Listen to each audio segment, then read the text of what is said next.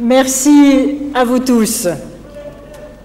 Nous sommes en train de travailler dans le plaisir et dans la joie et dans ce sentiment partagé que nous construisons ensemble quelque chose d'important.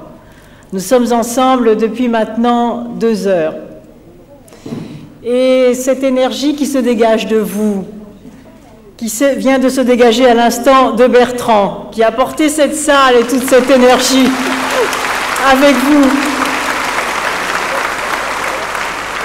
Cette énergie et cette intelligence collective. Le courage aussi de ceux qui sont venus témoigner, ce n'est pas facile. De ceux qui ont posé des questions, qui se sont livrés, ça n'est pas évident. Eh bien, ce soir, une nouvelle fois, j'ai la conviction qu'il faut tenir bon sur la démarche que je propose aux Françaises et aux Français. Je veux construire avec vous le projet que je présenterai à vos suffrages. Je le disais tout à l'heure, mais je le redis ici. Parce que je crois à la politique par la preuve. Parce que je crois au socialisme du réel, celui qui regarde les choses en face et qui est soucieux, non pas de défendre des dogmes, mais de répondre aux problèmes quotidiens et réels, ici, maintenant, pour que les Français retrouvent confiance dans la politique. Il y a une attente désespérée de quelque chose qui ne vient pas. Il y a une montée des désordres. Et ce soir, nous avons parlé des désordres dans le domaine du logement.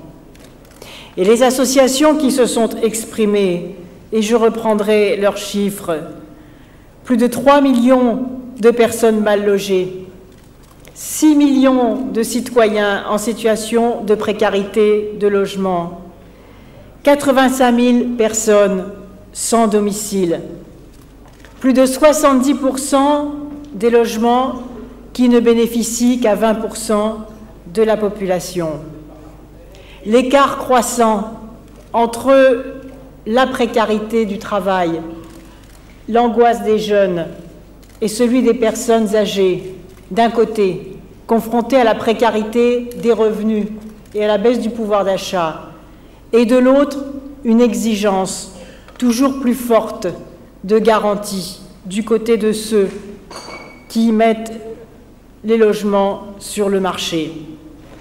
Alors, il est évident que la loi du marché ne peut plus résoudre la question du logement.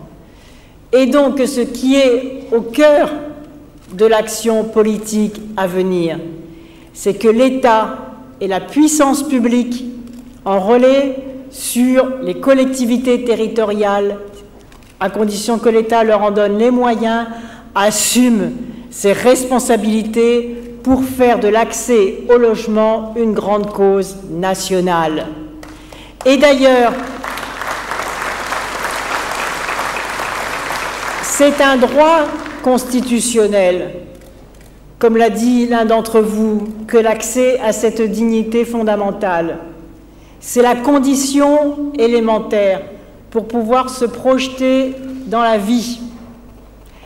Et la plus profonde des inégalités, elle se situe entre ceux qui peuvent se projeter dans l'avenir et ceux qui ne peuvent pas se projeter dans l'avenir. Et lorsqu'on regarde, par exemple, les questions d'échec scolaire, et quelqu'un a dit tout à l'heure que la question du logement était très liée, et c'est vrai, aux bonnes conditions de travail pour les enfants et pour réussir à l'école.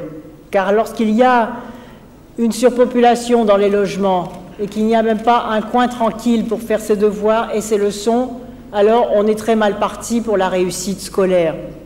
Et donc cette capacité à se projeter dans l'avenir, elle repose pour beaucoup, je l'ai dit bien sûr, sur la sécurité de l'emploi, du salaire, mais aussi sur la sécurité d'un toit. Et par conséquent, l'objectif que nous devons nous fixer, c'est la réalisation de la sécurité logement tout au long de la vie. Le droit à disposer d'une manière durable d'un logement répondant à ses besoins, c'est la condition première d'une vie quotidienne et d'une vie de famille sécurisée. Et donc le logement est à la base de tout. Et c'est pourquoi je veux proposer aux Français une autre politique du logement que celle qui a été conduite depuis 5 années. Et ça a été abondamment démontré ce soir. 5 années au cours desquelles, Michel Delbar l'a redit, 5 années pendant lesquelles les logements privés ont été plus aidés que les logements sociaux. Et donc la crise actuelle n'est pas le fruit du hasard. Elle est la conséquence des politiques de droite qui ont été menées depuis 5 ans. Et c'est pourquoi il faudra une rupture avec ces politiques de droite pour s'engager dans un nouveau modèle de société et pour faire en sorte que la sécurité logement devienne une réalité, parce que je vous le dis, l'État et la puissance publique reprendront tous leurs droits dans ce domaine pour imposer un certain nombre de décisions.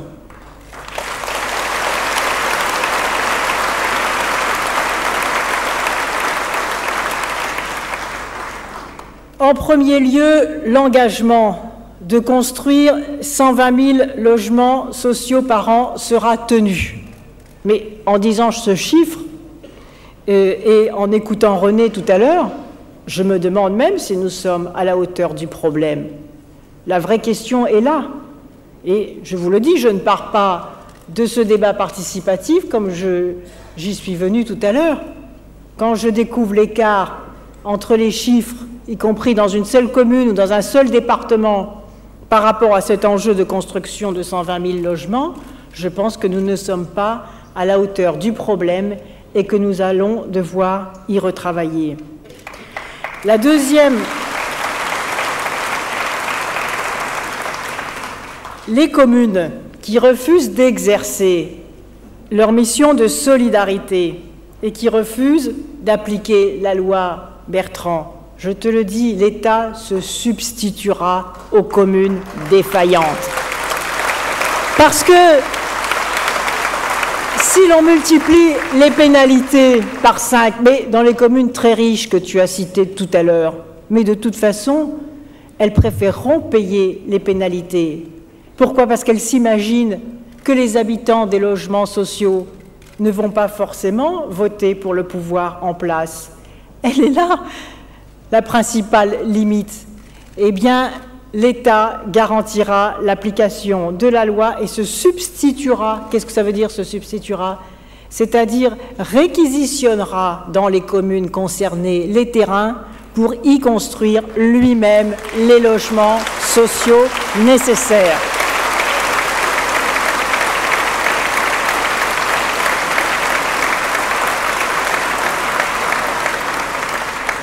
Tout programme de construction neuve, et ça a été dit également, devra comporter une part de logements sociaux. Alors, ça existe dans certaines parties du territoire. Je suis allée récemment à La Réunion, département français. Et les élus m'ont expliqué cette chose incroyable, parce que la crise du logement est extrêmement forte, qu'il y avait une obligation de part de logements sociaux dans les opérations immobilières. Donc, les permis de construire étaient délivrés, et comme il n'y a pas de sanction, eh bien, il n'y a que la part des logements privatifs qui sont construits, les logements sociaux ne sont pas construits, l'entreprise disparaît après l'opération immobilière, et donc, alors même que c'est inscrit dans les textes, que c'est prévu dans les permis de construire, eh bien, les logements, la part des logements sociaux ne sont pas construits dans les opérations de promotion immobilière. Ce qui veut dire que la loi devra être extrêmement vigilante et prévoir également des sanctions, c'est-à-dire que dans l'obligation qui sera faite de construire des logements sociaux dans des opérations immobilières, si ces logements sociaux, si ce permis de construire n'est pas respecté, eh bien une partie des logements construit pour le marché sera décrété logement social et loué au prix du logement social. Enfin, je découvre que le gouvernement actuel spécule sur les terrains et sur les bâtiments dont l'État ne se sert plus et qu'il met en vente au prix le plus élevé aux collectivités locales qui, dès lors, ne peuvent pas construire de logements sociaux sur des terrains qui appartiennent à vous, à nous, à la nation, à la République. Là aussi, la puissance publique devra assumer ses responsabilités. Et je prends ici l'engagement que les terrains appartenant à l'État, et de nombreux ministères en sont propriétaires, ou que les bâtiments appartenant à l'État seront mis en vente pour les collectivités locales qui veulent faire des logements sociaux à moitié prix que celui du marché. Parce que la question du foncier est une question cruciale par rapport à l'impact sur le coût du logement. Et il est quand même très choquant, compte tenu des chiffres que je viens de rappeler et compte tenu de la crise du logement, il est quand même très choquant que ce soit le gouvernement lui-même qui spécule sur les terrains dont il ne fait rien, dont il est propriétaire au nom des Français, et qu'il remette sur le terrain, et qu'il remette ces terrains sur le marché au prix de la spéculation immobilière. Il faudra que cela cesse. Dans ce domaine aussi, il y aura la rupture et l'engagement que je prends ici, devant vous, sur la division par deux du prix de ces terrains et de ces bâtiments par rapport au prix du marché sera appliqué dès l'élection présidentielle. Enfin, nous donnerons, et je l'ai dit tout à l'heure, dans le cadre de la nouvelle étape de la régionalisation, la responsabilité aux régions de mettre en place les programmes de logement pour les jeunes travailleurs et jeunes étudiants mélangés, dans une nouvelle conception du logement qu'il faudra travailler avec eux, avec les jeunes et avec l'ensemble des associations qui s'occupent de ces problèmes. Dans le cadre du secteur privé du logement, nous créerons, je l'ai dit, un service public de la caution en contrepartie de loyers encadrés. La puissance publique apportera sa garantie aux plus modestes et se substituera aux impayés provisoires de loyer lorsqu'ils correspondent à un accident de l'emploi. Nous mettrons en vente ou en location, et c'est le droit de préemption qui sera donné aux communes et aux collectivités locales pour que les logements vacants spéculatifs soient remis sur le marché ou alors fassent l'objet de réquisitions, préemptions par les communes. Nous revaloriserons, et la question a été également posée tout à l'heure, ce fossé qui se creuse entre la hausse des loyers d'un côté et les allocations logement de l'autre. Il faudra réduire cet écart, revaloriser les aides au logement en tenant compte de la hausse des loyers et mettre en place ce que le projet socialiste prévoit, le bouclier logement, objectif très ambitieux, puisqu'il prévoit qu'aucune famille ne peut dépenser plus de 25% de son revenu pour se loger. Cet objectif-là, nous devrons aussi l'obtenir en réduisant les charges locatives par un programme puissant d'équipement des logements en énergie renouvelable. On a parlé tout à l'heure de la fiscalité à taux zéro. Je pense qu'il faut aller beaucoup plus loin et faire en sorte que plus aucun permis de construire ou de réhabilitation ne soit autorisé si l'intégration de l'énergie solaire, de la géothermie, de la filière bois, des énergies éoliennes ne sont pas intégrées à ces logements, puisque c'est une chute de 40, 50, parfois 60% du coût des charges locatives qui sont permises par l'intégration des énergies renouvelables à la construction. Et je me permets à ce moment du débat de m'inscrire en faux, si vous m'excusez, monsieur le promoteur, qui a pris la parole tout à l'heure. Vous avez dit quelque chose, je pense, qui est contestable. Vous avez dit que la hausse du prix de la construction était inévitable. Je ne le crois pas. Regardez ce qui se passe dans les pays du nord de l'Europe, où l'utilisation des nouveaux matériaux, des filières bois, des nouveaux types de béton, de l'isolation bio, avec du chanvre par exemple, comme je le fais dans ma région, a entraîné une baisse du prix de la construction.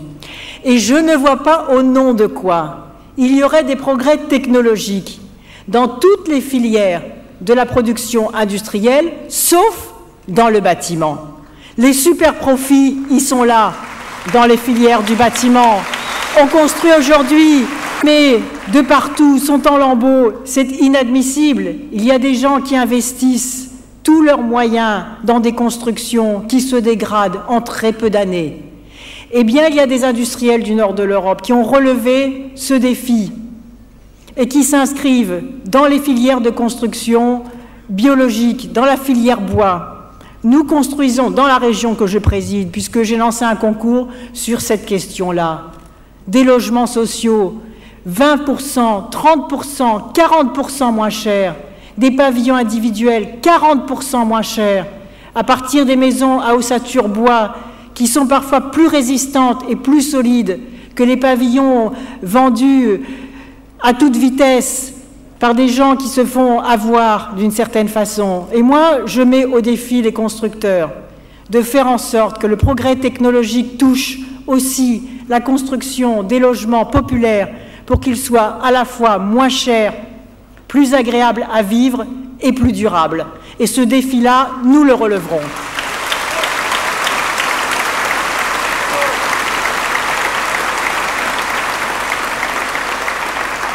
Enfin, pour terminer, je crois que nous devons favoriser l'accès à la propriété, parce que c'est un élément de sécurité. Et on le voit dans l'angoisse des personnes les plus âgées qui sont locataires de leur logement. La peur qu'il y a un jour ou l'autre, parce qu'il y aura des coûts de santé plus importants, parce que les enfants connaîtront le chômage. La peur qu'il y a de ne pas pouvoir rester dans son logement. Et donc nous devons mettre au point des crédits bon marché pour ceux qui veulent accéder à la propriété. Et nous devons pouvoir, je sais que c'est une proposition un peu contestée, mais moi j'y tiens. Je souhaite que l'on regarde de près comment y parvenir, que les citoyens qui font un effort pour payer leur loyer sans accroc, quand ils l'auront fait pendant 10 ans ou 15 ans, qu'ils puissent accéder à la propriété de leur logement. Parce que je crois que quand on fait l'effort de payer son loyer et ses charges, alors on doit avoir le droit, à un moment de sa vie, peut-être au bout de 15 années de paiement de ce loyer, on doit avoir la possibilité d'accéder à la propriété de son logement. Et je crois que cette politique-là, elle devra être mise en place, parce que c'est une aspiration profonde des familles que de pouvoir être propriétaire de son logement et de pouvoir ensuite le transmettre à ses enfants. Pour toutes ces politiques, votre mobilisation sera nécessaire. C'est dans ces conditions aussi que cette fameuse loi du droit au logement opposable sera crédible, car comment croire une loi qui établit, qui proclame le droit au logement alors qu'il y a une telle pénurie de construction de logements sociaux depuis 5 ans. C'est une forme de tromperie. C'est le contraire de la politique par la preuve. La politique n'a pas le droit de faire voter des lois dont on sait déjà à l'avance qu'elles sont inapplicables parce que pendant 5 ans, les logements sociaux n'ont pas été construits et que l'État a donné davantage d'argent aux gens qui en ont le moins besoin pour se désengager du logement social. Cette politique-là, c'est un mensonge. Et moi, je ne veux pas dire des choses que je ne tiendrai pas. C'est la raison pour laquelle ces débats participatifs sont si importants. Parce que les engagements que je prendrai, je veux pouvoir les tenir avec vous. Et c'est parce que vous aurez pris la parole dans ces débats que cette parole, lorsque je l'inscrirai dans mon projet présidentiel, elle m'obligera. Et avec moi, tous les élus qui, sur le terrain, seront en situation de mettre en application ces politiques de la gauche. C'est pourquoi je vous remercie d'être venus si nombreux. C'est pourquoi je vous remercie d'avoir apporté, sans jeu de mots, votre pierre à l'édifice de ce projet. Vous serez les premiers dépositaires du retour de ce travail qui va continuer pendant plusieurs semaines, je l'ai dit tout à l'heure, jusqu'au 11 février. Votre parole est précieuse. Votre parole de vérité est un trésor. C'est elle qui va me permettre de parler juste et demain d'agir juste et ensuite de tenir ma parole pour que la France retrouve son souffle, pour que la France retrouve son désir d'avenir, pour qu'elle se tire vers le haut, pour qu'elle donne à chacun le droit au progrès social et au respect, pour que les inégalités reculent et pour que le droit fondamental à avoir la sécurité dans son logement, dans son travail, dans son salaire, dans sa famille, dans la réussite scolaire pour ses enfants, devienne non seulement un droit oral, un droit sur le papier, mais un droit bien réel. Et c'est comme cela que nous allons construire ensemble cet ordre juste que j'appelle de mes voeux, parce que cet ordre juste, c'est d'abord le recul des injustices, les mêmes règles pour tous et l'aspiration à un espoir qui se lève. Merci à vous et à bientôt.